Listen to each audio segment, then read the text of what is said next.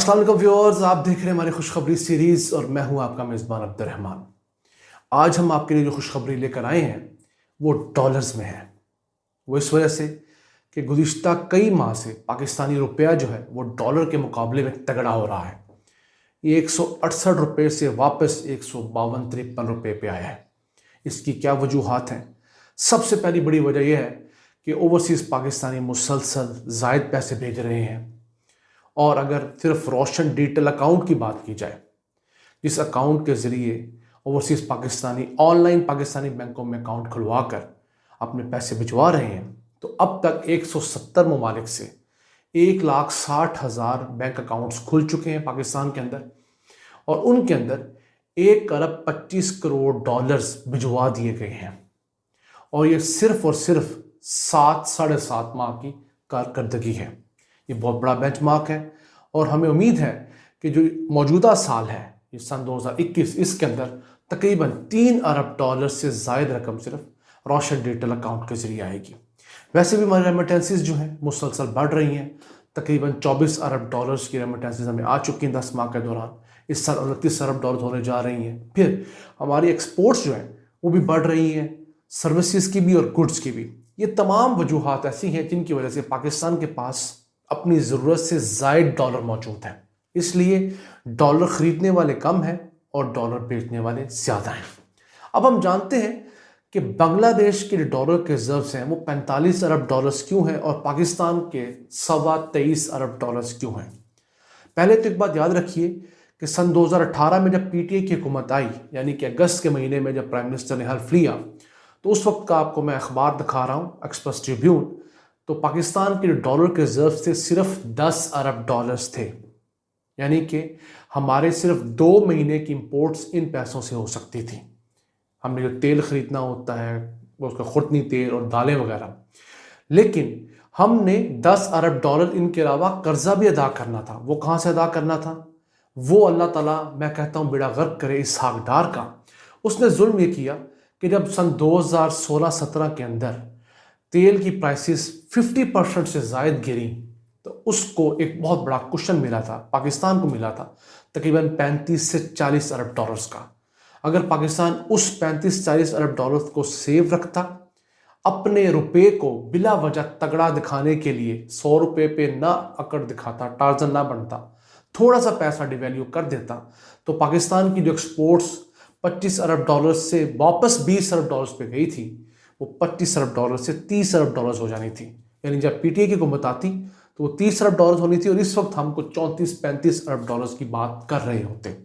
लेकिन इसहाक डार ने खुद को माचो शो करवाने के लिए ये पाकिस्तान का 35 से 40 अरब डॉलर्स झोंक दिया अपनी ज़ाती अना की खातर। और ये मैं नहीं कह रहा, ये मुल्क भर के तमाम इकोनॉमिस्ट सवाए नून लीग के। तो अगर पाकिस्तान के पास 30 अरब डॉलर्स भी वो होते हैं और अब वाले 23 अरब डॉलर्स को 20 अरब डॉलर भी शामिल कर लें, तो पाकिस्तान के पास 50 अरब डॉलर्स के ज़खायर ज़्यादा होते, जो कि इस वक्त बांग्लादेश के पास है। लेकिन चले, अब इस हुकूमत ने आगे कुछ चीज़ें बेहतर की हैं। तो उसके अंदर पहले तो सन 2018-19 के अंदर हुकूमत ने 10 अरब डॉलर्स कर्ज लिया था पूरी दुनिया से अपने कर्जे देने के लिए। अगले साल के अंदर हुकूमत ने 6 अरब डॉलर्स लिया और रवां साल के अंदर हुकूमत ने 3 अरब डॉलर्स कर्ज लिया है, क्योंकि हमने कर्जे पे करने हैं। बाकी अपने मुकामी ज़राए से हम पैसे प्रोड्यूस कर रहे हैं।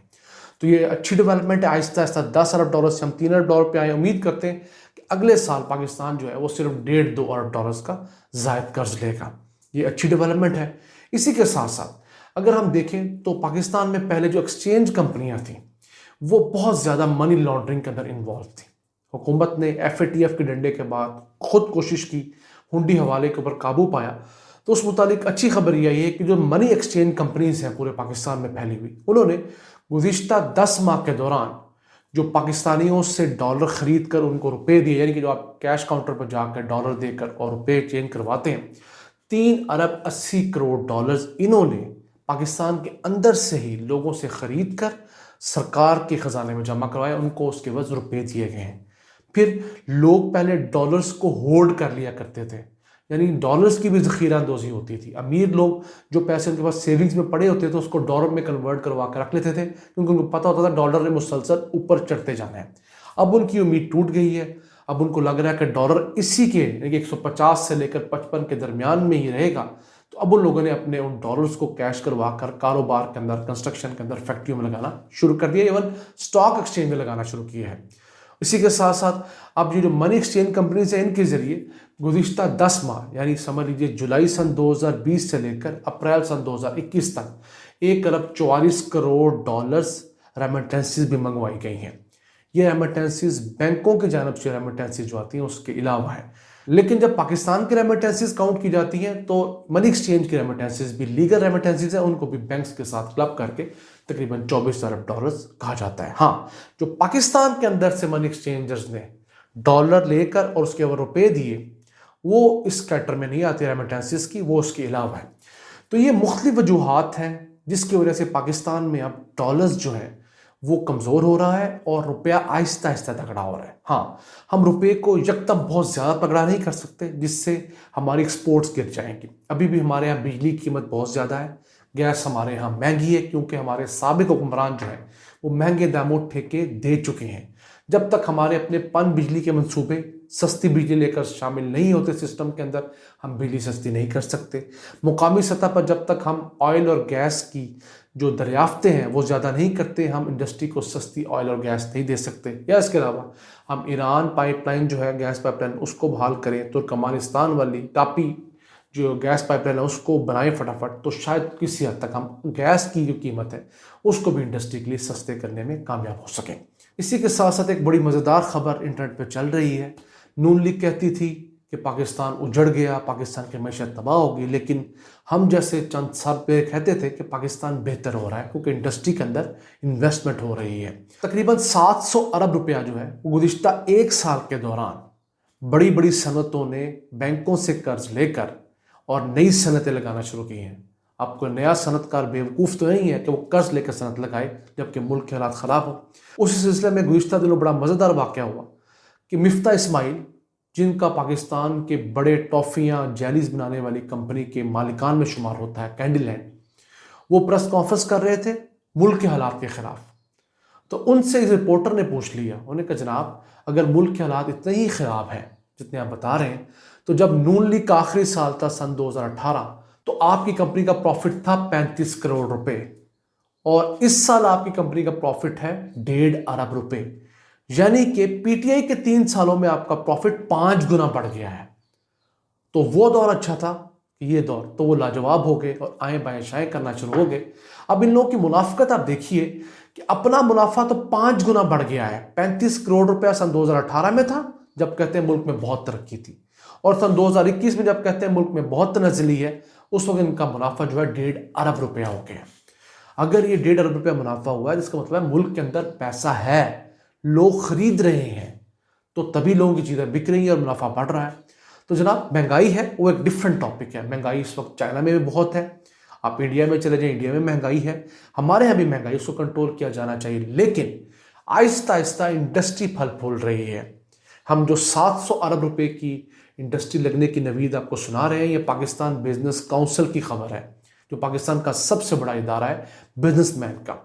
تو اگر وہ ایک چیز کی تصدیق کر رہے ہیں کہ انڈسٹری لگ رہی ہے، بینکوں سے پیسے جاری ہو رہے ہیں، نئی صنعتیں ایڈ ہو رہی ہیں، پاکستان کی ایکسپورٹس مسلسل بڑھ رہی ہیں، پاکستان کی ریمیٹنسز مسلسل بڑھ رہی ہیں، تو ان چیزوں کو فج نہیں کیا جا سکتا۔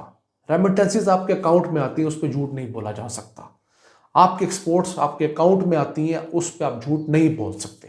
ہاں، اگر آپ ہٹ درمی پر آ جائیں کہ آپ نے ماننا نہیں ہے تو پھر آپ نہ مانیں، آپ کو تو کوئی نہیں منا سکتا، لیکن آپ اللہ سے امید رکھیے، آپ اس پہ یقین رکھیے کہ پاکستان آہستہ آہستہ گرو کر رہا ہے۔ اس سال انشاءاللہ تعالیٰ پاکستان کی جو جی ڈی پی گروتھ ہے وہ 4.5% ہونے جا رہی ہے انشاءاللہ تعالیٰ۔ یاد رہے کہ نون لیگ کے آخری سال میں پاکستان کی جی ڈی پی گروتھ 5.8% تھی، لیکن اس کے ساتھ پاکستان کا 20 ارب ڈالر کا خسارہ بھی تھا۔ لیکن اس سال انشاءاللہ پاکستان کا خسارہ کوئی نہیں ہوگا، لیکن پاکستان کی گروتھ 4.5% ہوگی۔ اس کی مثال میں آپ کو ایسے دوں گا کہ آپ نے 1 کنال کا گھر بنایا بڑا لیوش، لیکن آپ کے سر کے اوپر 2 کروڑ روپیہ قرض ہے۔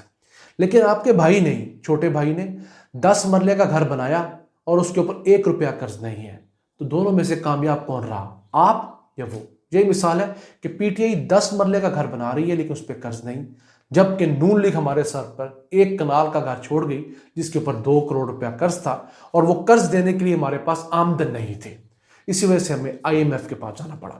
تو جناب یہ وجوہات ہیں کہ بنگلہ دیش ہم سے آگے نکل گیا، یہ وجوہات ہیں کہ ہم پاکستانی بہت پیچھے رہ گئے، لیکن انشاءاللہ تعالی ہم اپنی ٹیکنالوجی کے سر پہ، IT کے سر پہ، ET کے سر پہ، نئی جو ایمرجنگ ٹیکنالوجیز ہیں جس کے اندر آرٹیفیشل انٹیلیجنس ہے، بگ ڈیٹا ہے، 3D پرنٹنگ ہے، ان کے سر پہ انشاءاللہ پورے ایشیا کو کاٹ کر دکھائیں گے۔ ہمیں اللہ سے یہی گمان رکھنا چاہیے، یہ دعا کرنا چاہیے۔ ان الفاظ کے ساتھ اپنے میزبان عبدالرحمان کو اجازت دیجیے اور اللہ سے دعا گو رہیے کہ وہ اسی طرح پاکستان پر اپنی رحمتیں اور برکتیں نازل فرماتا رہے۔